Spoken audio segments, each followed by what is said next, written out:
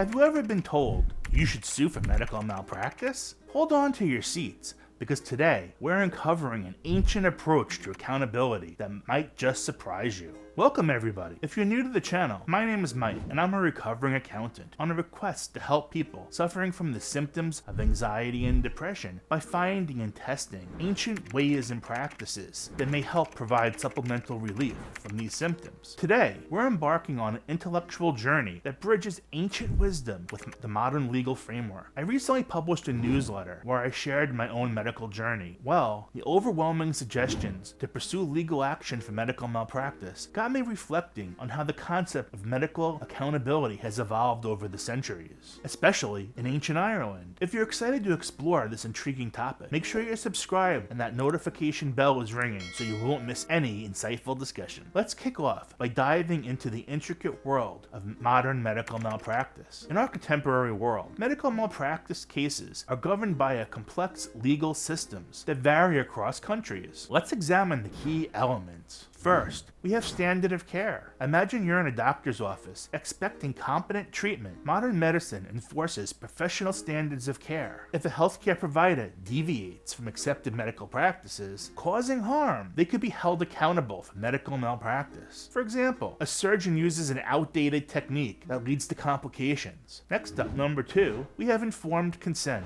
Think about your last medical visit. Did the doctor explain the risks and alternatives of your treatment? The doctrine of informed consent mandates healthcare professionals to provide patients with comprehensive information, empowering them to make informed decisions about their care. For example, when I went in for my back surgery, my surgeon sat with me going through a list of possible complications and what the surgery entailed. I could ask as many questions as I wanted, after which I signed a consent form for the surgery. Next up is negligence and duty of care. Physicians and medical staff bear a duty of care towards their patients. Negligence or failure to act reasonably can result in malpractice. Imagine it's their responsibility to provide the highest level of care. For example, a nurse failing to administer prescribed medication on time causing complications. On the simplified list is litigation and compensation. Let's say a patient experiences harm due to medical malpractice. They can seek justice through civil litigation, aka a lawsuit. Their compensation may include financial restitution for damages, medical expenses, emotional distress. For example, a patient suing a hospital for the incorrect dosage resulting in prolonged recovery and mental distress. Now, let's journey back to ancient Ireland and delve into the unique approach to medical accountability through the Irish Brayan laws. These laws, originating in ancient Ireland, provide a perspective quite different from modern systems. For starters, a major theme of the Brayan laws is restorative justice. Instead of punitive measures, Brayan laws focus on restoring harmony. Compensation was not paid solely as a punishment, but to heal and reconcile. For example, compensation being paid to a family of a patient harmed by a physician's actions to ensure collective well-being. The Brayan laws called for a tripartite agreement. Unlike our adversarial legal process, Brayan laws emphasized collaboration. A tripartite agreement involving the physician, the patient, and the family aimed to achieve a consensus-driven resolution. An example would be all the parties working together to find a solution that ensures both healing and accountability. Regarding medical expertise, these ancient laws held physicians to rigorous standards. Doctors were expected to be knowledgeable and skilled. If their actions led to harm, they could face significant financial consequences. Lastly, we have evidentiary burden. In contrast to modern systems, the burden of proof was on the patient or their family. They needed to demonstrate that the harm was a direct result of the physician's negligence. Now that we have explored both systems, let's unpack the intriguing differences in the objectives and methods. Modern medical malpractice laws focus on individual accountability and legal recourse to protect patients' rights and maintain responsible medical practices. Brayan laws, however, prioritize restoring harmony among parties, emphasizing reconciliation over punishment. As we conclude this exploration,